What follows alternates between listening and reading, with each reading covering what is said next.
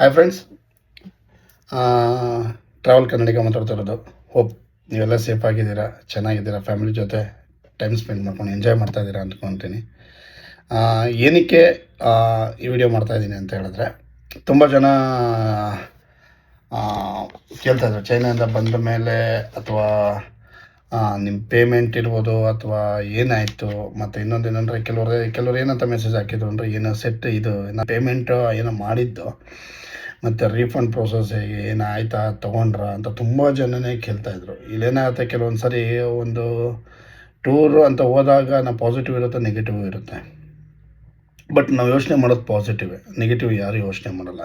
ಒಂದು ಪಾಸಿಟಿವ್ ಇದರಲ್ಲಿ ಕಿರಣ್ ನಂಬ್ಕೊಂಡು ನಾವೇನು ಮಾಡ್ದೋ, ನಾವಿರ್ಬೋದು, ನಮ್ಮ ಟೋಟಲ್ ಟೀಮ್ ಇರ್ಬೋದು, ಏನಿರ್ಬೋದು ನಾವು ಹೋದೋ. ಬಟ್ ಇದು ಕೆಲವೊಂದು ಅನ್ಎಕ್ಸ್ಪೆಕ್ಟೆಡ್ ತಿರುವುಗಳು ಆಗೇ ಆಗುತ್ತೆ ಲೈಫಲ್ಲಿ. ಅದೇ ರೀತಿ ಇದು ಕೂಡ ಆಯಿತು. ನಾವು ಅಂದ್ಕೊಂಡಿದ್ದು ಲಾಸ ಹೋಗಬೇಕು, ಟಿಬೆಟ್ ಲಾಸ ಹೋಗಬೇಕು ಅಂತ ನಾವು ನಮ್ಮದು ಡ್ರೀಮ್ ಡೆಸ್ಟಿನೇಷನ್ ಅದು. ನಾವು ಅಲ್ಲಿ ಹೋಗಬೇಕು ಅಂದ್ಕೊಂಡಿದ್ದು ಕಾರಣಾಂತರಗಳಿಂದ ಅಲ್ಲಿ ಓದಕ್ಕಾಗಲಿಲ್ಲ. ಬಿಕಾಸ್ ಅಲ್ಲಿ ಅದು ಕಿರಣ್ ಪಾಪ ಆ ಮನುಷ್ಯನೇನು ಮಾಡೋ ಪರಿಸ್ಥಿತಿನಲ್ಲಿ ಇರಲಿಲ್ಲ. ಬಟ್ ಸಿಚುವೇಶನ್ ಎಲ್ಲ ಆ ರೀತಿ ಇದ್ದಿದ್ದರಿಂದ ಸರಿ ಅಂದ್ಬಿಟ್ಟು ನಾವೇನು ಮಾಡಿದ್ವು, ತಿರ್ಗಾ ಅಲ್ಲಿ ನೀವು ವೆಯ್ಟ್ ಮಾಡಿದ್ದು ದಿನ ಟೋಟಲ್ ನಾನು ಬೆಂಗಳೂರು ರಿಟರ್ನ್ ಆಗೋ ಅಷ್ಟರಲ್ಲಿ ಟೋಟಲಿ ನಾನು ಹೊರಟಿದ್ದು ಬಂದು 12th ಜುಲೈ ಲಾಸ್ಟ್ ಮಂತು ನಾನು ಹೊರಟಿದ್ದು. ಬಟ್ ನಾನು ತಿರ್ಗಾ ರಿಟರ್ನ್ ಆಗಿದ್ದು ಬಂದು 2nd ಮಂಡೇ ಅಂತ ಕಾಣುತ್ತೆ ನಾನು ರಿಟರ್ನ್ ಆಗಿದ್ದು. ನಾನು ತಿರ್ಗಾ ಅಂದರೆ ಓವರ್ ಆಲ್ 24 days ನಾನು ರಿಟರ್ನ್ ಆಗಿದ್ದು ನಾನು. ಬಟ್ ಇಲ್ಲಿ ಇನ್ನೊಂದೇನು ವಿಚಾರ ಹೇಳಬೇಕು ಅಂತ ಹೇಳಿದ್ರೆ,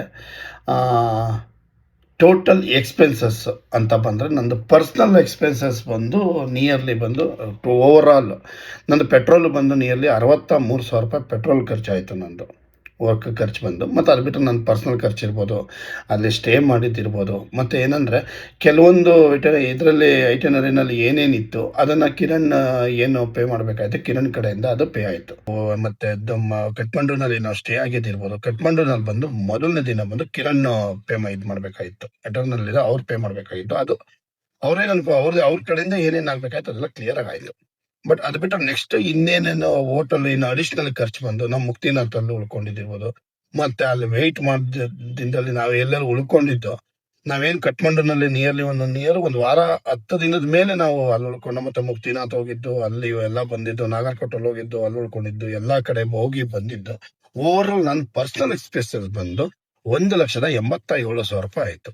ಅಂದರೆ ಕೆಲವೊಂದು ಶಾಪಿಂಗ್ ಮಾಡಿದ್ದಿರ್ಬೋದು, ಹೋಟೆಲ್ ಖರ್ಚು, ಕಾರ್ದು ಡೀಸೆಲ್ ಎಲ್ಲ ಸೇಮ್ ಓವರಾಲ್ ನಂದು ಖರ್ಚು ಬಂದಿದ್ದು. ಮತ್ತೆ ಈ ಟೂರ್ ವಿಚಾರಕ್ಕೆ ಅಂತ ಬಂದ್ರೆ ನಮಗೆ ಟೋಟಲ್ ಬಂದು ಕಿರಣ್ ನಮಗೆ ಟೋಟಲ್ ಪೇಮೆಂಟ್ ಅಂತ ಹೇಳಿದ್ದು ಬಂದು 2,36,353 ರೂಪಾಯಿ ಟೋಟಲ್. ಅಂದ್ರೆ ನಮ್ಗೆ ಒಬ್ಬ ವ್ಯಕ್ತಿಗೆ ಆ ಕಿರಣ್ ಅವ್ರು ತಗೊಂಡಿದ್ದು ಒಂದು ಅಮೌಂಟು, ಮತ್ತೆ ಪ್ರತಿ ಒಂದು ವೆಹಿಕಲ್ಗೆ 1,00,000 ರೂಪಾಯಿ. ಇನ್ನೊಂದು ಅವತ್ತು $US ರೇಟ್ ಏನಿರುತ್ತೆ ಅದ್ರ ಪ್ರಕಾರ $1 ರೂಪಾಯಿ 2 ರೂಪಾಯಿ ಹೆಚ್ಚು ಕಮ್ಮಿ ಇದರಲ್ಲಿ ಕೂಡ ಏನೇ ಇದ್ರು ಕೂಡ ಟೋಟಲ್ 1,00,000 ರೂಪಾಯಿ ನಮ್ಗೆ ಒಂದು ಕಾರ್ ಮೇಲೆ ತಗೊಂಡಿದ್ದ ಅಂತ ಅಮೌಂಟ್. ಬಟ್ ಇಲ್ಲಿ ಇನ್ನೊಂದೇನಂದ್ರೆ ನಾವು ನೇಪಾಳ ಎಂಟ್ರಿ ಆದ್ಮೇಲೆ ಟೋಟಲ್ ಓವರ್ ಆಲ್ ಅಮೌಂಟ್ ಬಂದು ನಾವು 3,36,000 ಅನ್ಕೊಳ್ಳೋಣ, ಚಿಲ್ಲರ್ ಬೇಡ. ಇಲ್ಲಿ ಏನಂದ್ರೆ ಇನ್ನೊಂದು ಡಿಡಕ್ಷನ್ ಅಂತ ಬರೋದಕ್ಕಿಂತ ಮುಂಚೆ ಏನೇನಕ್ಕೆ ನಾವು ಇದು ಮಾಡೋದೊಂದು ಏನು ಖರ್ಚು ಮಾಡೋದು ಅನ್ನೋದು ಒಂದು ಭಯ ಇಂಪಾರ್ಟೆಂಟ್. ಇಲ್ಲಿ ಏನಂದ್ರೆ ನಾವು ಇಲ್ಲಿಂದ ನೇಪಾಳ ಎಂಟ್ರಿ ಕೊಟ್ಟಾಗ ನಾವು ಬನ್ಸಲ್ಲಿ ತೊಗೊಂಡಿದ್ದು ಬಂದು ಜಸ್ಟ್ 11 days ತೊಗೊಂಡಿದ್ದು. ಮತ್ತು ನಾವಲ್ಲಿ ಕಠ್ಮಂಡುನಲ್ಲಿ ಹೋದ್ಮೇಲೆ ನಿಯರ್ಲಿ 7 to 8 days ನಾವು ಅಲ್ಲಿ ಬರೀ ವೀಸಪ್ಪ ಇದಕ್ಕೋಸ್ಕರನೇ ವೆಯ್ಟ್ ಮಾಡ್ದೆ ನಾವು. ಓಕೆ, ಅದೆಲ್ಲ ಆದಮೇಲೆ ಮತ್ತು ಇನ್ನೊಂದೇನಾಯಿತು ಅಂದರೆ ಅಲ್ಲಿ ಮಧ್ಯದಲ್ಲಿ ಇನ್ನೂ 4 ದಿನ ಬಂದು ಎಕ್ಸ್ಟ್ರಾ ಬನ್ಸಲ್ಲಿ ತೊಗೊಬೇಕಾಯ್ತು. 4-5 ದಿನಕ್ಕೆ, ಇಲ್ಲಾಂದರೆ ಬಾರ್ಡ್ರಲ್ಲಿ ನಮಗೆ ತೊಂದರೆ ಆಗ್ಬಿಡುತ್ತೆ. ಅಂದರೆ ಇನ್ ಕೇಸ್ ಅಲ್ಲಿ ಚೆಕ್ಕಿಂಗ್ ಏನಾದ್ರು ಮಾಡಿದಾಗ ಗಾಡಿದು ಪರ್ಮಿಟ್ ಅಂತ ಹೇಳ್ತೀವಿ ನಾವು, ಹೀಗೆ ನಮ್ಮಲ್ಲಿ ವೆಹಿಕಲ್ಸ್ ಇದು ಪರ್ಮಿಟ್ ಅಂತ ಹೇಳ್ತಾರೆ. ಹೊರಗಡೆ ಸ್ಟೇಟ್ ಟು ಸ್ಟೇಟ್ ಹೋದಾಗ ಅಲ್ಲಿನೂ ಕೂಡ ನಾವು ಬೇರೆ ದೇಶಕ್ಕೆ ಹೋದಾಗ ನಾವು ನೇಪಾಳಲ್ಲಿ ಬಂದು ಬನ್ಸಲ್ ಅಂತ ಕರೀತಾರೆ. ಅಲ್ಲಿ ಬನ್ಸಲ್ ಪೇಮೆಂಟ್ ಇರ್ಬೋದು ಪ್ರತಿಯೊಂದನ್ನು, ಮತ್ತು 4-5 ದಿನ ಎಕ್ಸ್ಟ್ರಾ ತೊಗೊಂಡು ಅಂತ ಕಾಣುತ್ತೆ. ಮತ್ತು ಇನ್ನೊಂದು ನಮ್ಮದಲ್ಲಿ ಲ್ಯಾಬ್ಸ್ ಆಗಿತ್ತು. ಯಾವಾಗ ನಾವು ಫಸ್ಟ್ 11 days ಅಂತ ತೊಗೊಂಡು 11 days ಆದಮೇಲೆ ಅವತ್ತು ಸ್ಯಾಟರ್ಡೆ ಮತ್ತು ಸಂಡೇ ಇತ್ತು. ಬಟ್ ನಮಗೆ ಗೊತ್ತಿರಲಿಲ್ಲ ವಿಚಾರ ಅದು, ಮತ್ತು ಅದು ಆಫೀಸ್ ಓಪನ್ ಇರುತ್ತೆ ಅನ್ನೋದು ನಮ್ಗೆ ಗೊತ್ತಿರಲಿಲ್ಲ. ನಾವೇನು ಮಾಡ್ದು ಮಂಡೇ ಹೋದಾಗ ಏನೋ ಪೆನಾಲ್ಟಿನೇ ಬಿತ್ತು ನಮಗೆ. ನಿಯರ್ಲಿ ಪೆನಾಲ್ಟಿ ಚಾರ್ಜಸ್ ಬಂದು ನಿಯರ್ಲಿ ಮತ್ತು ಏನು ಏಜೆಂಟ್ ಫೀಸು ಎಲ್ಲ ಸೇರಿ ನಿಯರ್ಲಿ ಒಂದು ಲೆಸ್ ದೆನ್ 1000 ಒಳಗಡೆ ಖರ್ಚಾಗೋಂಥದ್ದು ಅಮೌಂಟು ನಿಯರ್ಲಿ 3-4 ಪಟ್ಟು ಹತ್ತತ್ರ ನಿಯರ್ಲಿ ಒಂದು 3,000 to 4,000 ರುಪೀಸ್ ನಿಯರ್ಲಿ ಆಯಿತು ಅಲ್ಲಿ ಕೊಟ್ಟಿದ್ದು. ಮತ್ತು ಏಜೆಂಟ್ ನಿಮಗೆ ಗೊತ್ತು, ಒಂದು ಯಾವ್ದಾದ್ರು ನಮ್ಮ ಹೊರಗಡೆ ಔಟ್ ಆಫ್ ಕಂಟ್ರಿಗೆ ಹೋದಾಗ ಇದನ್ನೆಲ್ಲ ನಾವು ಇದು ಮಾಡೋದಕ್ಕೆಲ್ಲ, ಬಟ್ ಟೋಟಲ್ ನಾನು ಹೇಳ್ತಾ ಇರೋದು ನಿಮಗೆ. ಮತ್ತು ಇಲ್ಲಿ ಏನಕ್ಕೆ ಅಂತ ಹೇಳ್ತೀನಿ ಅಂದರೆ, ಪ್ರತಿಯೊಂದೂ ಕೂಡ ಒಂದು ಎಕ್ಸ್ಪೀರಿಯನ್ಸ್ ಅನ್ನೋದು ತುಂಬ ಇಲ್ಲಿ ಮ್ಯಾಟರ್ ಆಗುತ್ತೆ. ಇದೊಂದು ನಾನು ಇಲ್ಲಿ ತುಂಬ ಕೆಲವೊಂದು ಎದ್ದಕ್ಕಂತೂ ಕೆಲವೊಂದು ವಿಚಾರ ಇರೋದನ್ನು ನಾನು ಇರೋದನ್ನು ಓಪನಾಗಿ ಹೇಳ್ತಾ ಇದ್ದೀನಿ. ಏನಂದರೆ ಒಂದು ಯಾವುದೋ ಒಂದು ಆರ್ಗನೈಸೇಷನ್ ಇರ್ಬೋದು, ಒಂದು ಯಾವುದೋ ಒಂದು ಮಾಡಬೇಕಾದಾಗ ಬ್ಯಾಕಪ್ ಪ್ಲ್ಯಾನ್ ಅನ್ನೋದು ಮಾಡಲೇಬೇಕಾಗತ್ತೆ. ಇವಾಗ ಎ ಇಲ್ಲಾಂದ್ರೆ ಬಿ ಇಲ್ಲಾಂದ್ರೆ ಸಿ ಅನ್ನೋದು ಬ್ಯಾಕಪ್ ಪ್ಲ್ಯಾನ್ ಮಾಡಬೇಕು. ಬ್ಯಾಕಪ್ ಪ್ಲ್ಯಾನ್ ಮಾಡಲಿಲ್ಲ ಅಂದರೆ ಭಾರಿ ಕಷ್ಟ ಆಗುತ್ತೆ. ಪಾಪ ಇಲ್ಲಿ ಕಿರಣ್ಣನ ಬ್ಲೈಮ್ ಮಾಡೋದಕ್ಕಾಗಲ್ಲ. ಕಿರಣ್ ಇವಾಗ ಹೇಗೆ ನಾವು ಕಿರಣ್ಣನ ನಂಬಿಟ್ಟಿದ್ಮೋ, ಅವರು ಕೂಡ ಅವ್ರು ಏನು ಏಜೆಂಟ್ ಅವ್ರು ಏನು ಹೇಳಿದ್ರಲ್ಲ, ಏಜೆಂಟನ್ನು ನಂಬಿಟ್ಟು ಅವರು ಕೂಡ ಅದನ್ನು ಇದು. ಬಟ್ ಇದು ಕಿರಣ್ಣನ ನಾವು ಬ್ಲೈಮ್ ಮಾಡೋದ್ರಲ್ಲಿ ಅರ್ಥ ಇಲ್ಲ. ಒಂದು ಓವರಾಲ್ ಏನಾಯಿತು ಅಂತ ಹೇಳಿದ್ರೆ, ಈ ಟೋಟಲ್ ಅಮೌಂಟಲ್ಲಿ ಏನಾಗುತ್ತೆ, ನಂದು ಅಮೌಂಟ್ ಅಂತ ಬಂದಾಗ ಟೋಟಲಿ ಬಂದು 2,36,300 ಚಿಲ್ಲರೆ, ಒಂದು 2,36,000 ಅನ್ಕೊಳ್ಳಿ, ಪ್ಲಸ್ 1,00,000 ರೂಪೀಸ್ ಗಾಡಿಗೆ. ಟೋಟಲ್ ಎಷ್ಟಾಯಿತು, ಹತ್ತತ್ರ 3,36,000 ಚಿಲ್ಲರೆ ಆಯಿತು. ಅದರಲ್ಲಿ ಓವರಾಲ್ ಡಿಡಕ್ಷನ್ ಬಂದು ನಿಯರ್ಲಿ 60,000 ರುಪೀಸ್ ಡಿಡಕ್ಷನ್ ಆಗ್ತಾಯಿದೆ. 60,000 ರುಪೀಸ್ ಅಂತ ಹೇಳಿದ್ರೆ ಇಲ್ಲಿ ಬಂದು 60,000 to 70,000 ರುಪೀಸ್ ನಿಯರ್ಲಿ ಬರುತ್ತೆ. ಏನಕ್ಕೆ ಅಂತ ಹೇಳಿದ್ರೆ, ಇಲ್ಲಿ ಬಂದು ನಮ್ಮದು ಬನ್ಸಲ್ ಖರ್ಚು ಇರ್ಬೋದು, ಮತ್ತು ವೆಹಿಕಲ್ ಪರ್ಮಿಟ್ ಇರ್ಬೋದು, ಮತ್ತು ಇನ್ನು ಮೇಜರ್ ಇಲ್ಲಿ ಏನಂದರೆ ಡಿಡಕ್ಷನ್ಸು. ಈ ವೀಸಾದು ಡಿಡಕ್ಷನ್ಸ್ ಯೂಶ್ವಲಿ ಏನಾಗುತ್ತೆ, ನಾವು ಹೋಟ್ಲು ಏನು ಬುಕ್ ಮಾಡಿದ್ದೀವಿ, ಚೈನಾದಲ್ಲಿ ಏನು ಬುಕ್ ಮಾಡಿದ್ದು, ನಿಯರ್ಲಿ ನಾವೇನು 10 ಡೇಸಲ್ಲಿ ಉಳ್ಕೊಬೇಕಾಗಿತ್ತು. 10 ಡೇಸಲ್ಲಿ ನಾವೇನಲ್ಲಿ ಪ್ಲ್ಯಾನ್ ಮಾಡಿದ್ದು, ಅಲ್ಲಿ ಏನಾಗಿತ್ತು, ಹೋಟೆಲ್ ಬುಕ್ ಆಗಿದ್ದರಿಂದ ಡಿಡಕ್ಷನ್ ಅಂತ ಮಾಡ್ತಾರೆ. ನಿಯರ್ಲಿ 8 to 9% ಡಿಡಕ್ಷನ್ ಆಗಿದೆ.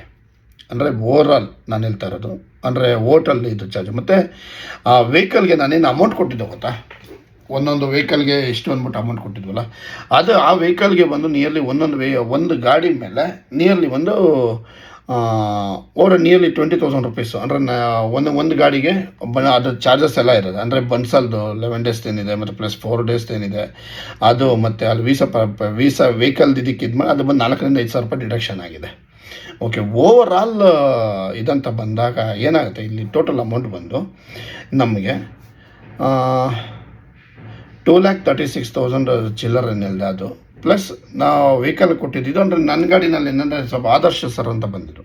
ಓಕೆ, ಅವರು ಕೂಡ ವೆಹಿಕಲ್ದು ಅಂತ ಬಂದಾಗ ಇದು ಡಿವೈಡ್ ಆದಾಗ ಟೋಟಲಿ ಬಂದು 1,00,000 ಅಂತ ಇದು ಮಾಡಿದಾಗ 80,000 ರೂಪಾಯಿ ಅಂದ್ಕೊಳ್ಳಿ. 80,000 ರೂಪಾಯಿ ನಮಗೆ ಒಂದು ವೆಹಿಕಲಿಂದ ಅವನಿಗೆ ಕೊಟ್ಟಿದ್ದು 1,00,000 ರೂಪಾಯಿ, ಬಟ್ ರಿಟರ್ನ್ ಲೆಕ್ಕಕ್ಕೆ ಬಂದಿದ್ದು ಬಂದು 80,000 ರೂಪಾಯಿ.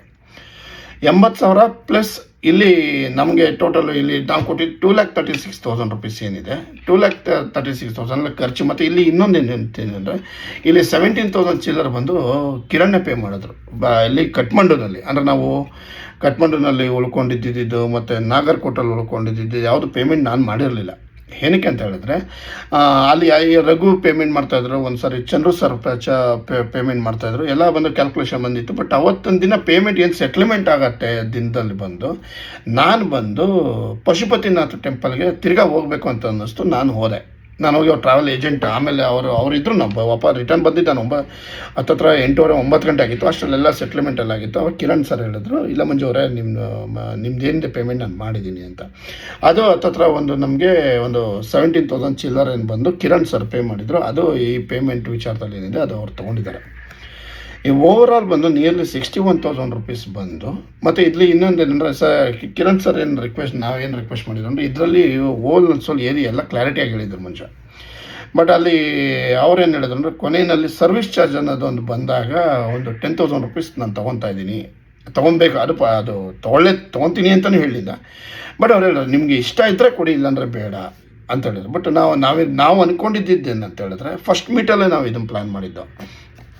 ಏನಂದರೆ, ನಮ್ಮ ಹುಡುಗ, ನಮ್ಮ ಕನ್ನಡದ ಹುಡುಗ ಒಬ್ಬರು ಬೆಳೀತಾ ಮಾಡ್ತಿದ್ದಾರೆ, ಈ ಥರ ಒಂದು ವೆಂಚರ್ ಮೊದಲನೇ ಹೆಜ್ಜೆ ಇಡ್ತಾ ಇದ್ದಾರೆ. ಅಂಥವ್ರಿಗೆ ನಾವೆಲ್ಲ ಸಪೋರ್ಟ್ ಮಾಡಬೇಕು ಅನ್ನೋ ಒಂದು ಉದ್ದೇಶದಲ್ಲಿ ನಾವು ನವೀನಣ್ಣ ಇದು ಪರ್ಟಿಕ್ಯುಲರ್ಲಿ ಏನಿದೆ ಹೋಗ್ಬಿಟ್ಟೆಲ್ಲ ಓಟ್ ಬಂದ ಮೇಲೆ ಪ್ರತಿಯೊಬ್ಬರೂ ಒಳ್ಳೆ ಅಮೌಂಟ್ ಅವರಿಗೆ ಕೊಡೋಣ. ಯಾಕಂದರೆ ಅವ್ರು ಇರೋದ್ರಲ್ಲಿ ಕಿರಣ್ ಏನಿದೆ ಎಲ್ಲ ಇದು ಮಾಡಿದ್ದಾರೆ ಅಂತ ಹೇಳ್ಬಿಟ್ಟು ಕೊನೆಗೆ ಹೇಳಿದಕ್ಕೆ, ಇಲ್ಲ ಅದು ಬೇಡ ಅಂತೇಳಿ ಕೊನೆಗೆ ಪರ್ ಹೆಡ್ 10,000 ರುಪೀಸ್ ಥರ ಅದು ಆಪ್ಷನ್ಸ್ ಕೊಡಲೇಬೇಕು ಅಂತಲೂ ಇಲ್ಲ. ಬಟ್ ನಾವು ಬೈ ಹಾರ್ಟ್ಲಿ ಎಲ್ಲರೂ ಪ್ರತಿಯೊಬ್ಬರು ಒಪ್ಕೊಂಡು, ಸರಿ ಕಿರಣ್ ಅವ್ರಿಗೆ ಕೊಡೋಣ ಅದನ್ನು ಅಂತ. ಓಕೆ, ಅದು ಟೋಟಲ್ ಎಲ್ಲ ಲೆಕ್ಕ ತೊಗೊಂಡ್ರೆ ನನ್ನ ಲೆಕ್ಕಾಚಾರದಲ್ಲಿ ಬಂದು 1,00,000 ಟೋಟಲಿ ನನಗೆ ರಿಟರ್ನ್ ಅಮೌಂಟ್ ಬರೋದು ಬಂದು 1,86,000 ಚಿಲ್ಲರಿದೆ, ಅದು ನಾನು ಲೆಕ್ಕಕ್ಕೆ ಹೇಳ್ತಾ ಇಲ್ಲ. ಪ್ಲಸ್ ಇಲ್ಲಿ 80,000 ಈ ಟೋಟಲ್ ಲೆಕ್ಕ ಇದು ಮಾಡಿದಾಗ ನಿಯರ್ಲಿ 2,00,000 ಸಮಥಿಂಗ್ ಬರುತ್ತೆ. ಟೋಟಲಿ ಲೆಕ್ಕ ಹಾಕಿದ್ರೆ ಏನಾಗುತ್ತೆ, ಇಲ್ಲಿ ಅಪ್ಸ್ ಆ್ಯಂಡ್ ಡೌನ್ ಇದನ್ನೆಲ್ಲ ಬ್ರೀಫ್ ಅಷ್ಟು ಪರ್ಟಿಕ್ಯುಲರ್ಲಿ ಇಷ್ಟೇ ಅಮೌಂಟ್ ಅಂತ ನಾವು ಎಲ್ಲೂ ಹೇಳ್ತಾ ಇಲ್ಲ. ಇಲ್ಲಿ ಏನಕ್ಕೆ ಹೇಳ್ತಾ ಇಲ್ಲ ಅಂದರೆ, ಏನಕ್ಕೆ ನೆಕ್ಸ್ಟ್ ಪ್ಲ್ಯಾನ್ಸ್ಗೆ ಇದಕ್ಕೆಲ್ಲ ಸುಮ್ಮನೆ ತೊಂದರೆ ಆಗಬಾರ್ದು ಅನ್ನೋ ಒಂದೇ ಒಂದು ಉದ್ದೇಶಕ್ಕೆ ನಾವೇನು ಮಾಡ್ದೋ, ಟೋಟಲಿ ಬಂದು ನನಗೆ ಇವಾಗ 2,66,000 ರೂಪೀಸ್ ಬಂದು ನಮಗೆ ಪರ್ ಹೆಡ್ ರಿಟರ್ನ್ ಬರ್ತಾ ಇದೆ ಅಮೌಂಟು. ಓಕೆ, ಇದರಲ್ಲಿ ಕಿರಣ್ ಸರ್ದು ಎನ್ ಸರ್ವಿಸ್ ಚಾರ್ಜ್ ಏನಿದೆ ಅದು ಎಲ್ಲ ಡಿಡಕ್ಟ್ ಆಗುತ್ತೆ.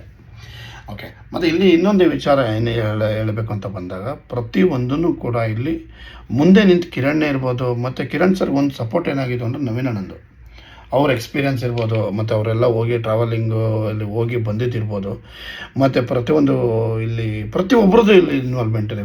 ಚಂದ್ರವರು ಅವರು ಕೂಡ ತುಂಬಾ ಸಖತ್ ಸಪೋರ್ಟಿವ್ ಆಗಿದ್ದಿದ್ದು, ಮತ್ತು ರಘುಬ್ರೋ ಇರ್ಬೋದು, ಮತ್ತು ಆದರ್ಶಣ ಇರ್ಬೋದು, ಮತ್ತು ಕಿರಣ್ ಇರ್ಬೋದು. ಮತ್ತು ಇದೊಂಥರ ಹೆಂಗಾಯ್ತು ಅಂದರೆ, ನಾವು ಅಂದ್ಕೊಂಡಿದ್ದು ಟ್ರಿಪ್ ಏನಿತ್ತು, ನಾವು ಅಂದ್ಕೊಂಡಿದ್ದು ಅಲ್ಲಿ ಹೋಗೋದಕ್ಕಾಗಲಿಲ್ಲ, ವಾಪಸ್ ಬಂದು ಅದು ಬೇಜಾರಿಲ್ಲ ಅಂತ ನಾನು ಹೇಳಲ್ಲ, ಅಥವಾ ನಾನು ಸುಮ್ಮನೆ ಏನೋ ಪರವಾಗಿಲ್ಲ ಅಂತ ಅನ್ನೋಕ್ಕೂ ಬೇಜಾರು ಅಂತೂ ಇದೆ. ಏನಕ್ಕಂದ್ರೆ ತಿರ್ಗಾ ಇಮ್ಮಿಡಿಯೇಟ್ ನಾವೇನೋ ಹೋಗ್ತೀವಿ ಅನ್ನೋದಕ್ಕೂ ಆಗಲ್ಲ. ಏನಕ್ಕಂದ್ರೆ ನಿಯರ್ಲಿ ನಾವು ಅಷ್ಟು ದೂರ ಹೋಗಿ ಅಷ್ಟೆಲ್ಲ ವೆಯ್ಟ್ ಮಾಡಿ ತಿರ್ಗಾ ನಾವು ಅಲ್ಲೊಂದು ಆ ಜಾಗಕ್ಕೆ ಅಂದ್ಕೊಂಡಿದ್ದು ಅಂದರೆ, ಮತ್ತು ಅದೊಂದು ಎಕ್ಸ್ಪೀರಿಯನ್ಸ್ ಮಾಡಬೇಕು ಅಂತ ತುಂಬಾ ಆಸೆ ಇತ್ತು. ಬಟ್ ಇನ್ನೂ ಕಾಲ ಮೀರಿಲ್ಲ. ಅಟ್ಲೀಸ್ಟ್ ಈ ಸಾರಿ ಆಗದೆ ಇರ್ಬೋದು, ಬಟ್ ಮುಂದೆ ಅಂತೂ ನಾನಿರ್ಬೋದು ಅಥವಾ ನಮ್ಮ ಕಮ್ಯುನಿಟಿನಲ್ಲಿದ್ದರೆ ಮಾಡ್ತೀನಿ, ಬಿಡಲ್ಲ ಮಾತ್ರ. ನಾನು ಇಲ್ಲಿ ಕೊನೆಯಲ್ಲಿ ಏನು ಹೇಳೋದಕ್ಕೆ ಇಷ್ಟಪಡ್ತೀನಿ ಅಂದರೆ, ಬದುಕಿದ್ದೀವಿ, ಮನುಷ್ಯನಾಗಿ ಹುಟ್ಟಿದ್ದೀವಿ, ಬಟ್ ಇಲ್ಲಿ ಯಾವುದೇ ಒಂದೂ ಕೂಡ ನಾವು ತೊಗೊಂಡೋಗೋದು ಏನೂ ಇಲ್ಲ, ಎಲ್ಲ ಬಿಟ್ಟೋಗೋದೇನೆ. ಬಟ್ ಇಲ್ಲಿ ತೊಗೊಂಡೋಗೋದು ಒಂದೇ ಮೆಮೊರಿ, ಮತ್ತು ಇಲ್ಲಿ ಬಿಟ್ಟೋಗೋದು ಅಂದರೆ ಒಂದು ಮೆಮೊರಿನ ಬಿಟ್ಟೋಗ್ತೀವಿ ಅಷ್ಟೇ. ನಮ್ಮ ಸ್ನೇಹಿತರ ಜೊತೆ ಇರ್ಬೋದು, ನಮ್ಮ ನಂಬಿರೋ ಫ್ಯಾಮಿಲಿ ಜೊತೆ ಇರ್ಬೋದು, ಬಿಟ್ಟೋಗೋದು ಒಂದೇ ಫ್ಯಾಮಿಲಿ. ನಮ್ಮನ್ನು ನೆನೆಸ್ಕೊಂಬೋದೇ ಹೊರತು ಬೇರೆ ಏನೇನು ಮಾಡೋದಕ್ಕಾಗಲ್ಲ. ಇದನ್ನೇನಕ್ಕೆ ಹೇಳ್ತಾ ಇದ್ದೀನಿ ಅಂತ ಹೇಳಿದ್ರೆ, ಇದು ರಿಯಾಲಿಟಿ ಆಫ್ ಲೈಫ್. ಪ್ರತಿಯೊಬ್ಬರೂ ಕೂಡ ಅವರ ಜೀವನದಲ್ಲಿ ಇದನ್ನು ಅಳವಡಿಸ್ಕೊಬೇಕು. ಏನಕ್ಕಂದರೆ ನಾವು ಫ್ಯಾಮಿಲಿ ಅಂತ ಮಾಡಬಾರ್ದು ಅಂತ ಹೇಳಲ್ಲ, ಮಾಡಬೇಕು ಕೂಡ, ಫ್ಯಾಮಿಲಿ ಅನ್ನೋದು ಮಾಡಲೇಬೇಕು. ಬಟ್ ಇಲ್ಲಿ ಜೊತೆಯಲ್ಲಿ ಕೂಡ ನಮ್ಮದು ಅಂತಲ್ಲ ಒಂದು ಲೈಫ್ ಇರುತ್ತೆ, ನಮ್ಮದೇ ಆದಂಥ ಒಂದು ಕನಸುಗಳು ಇರ್ತವೆ, ಅದಕ್ಕೂ ಕೂಡ ನಾವು ಟೈಮ್ ಕೊಡಬೇಕು ಅಂತ ಹೇಳೋಕ್ಕೆ ಇಷ್ಟಪಡ್ತೀನಿ.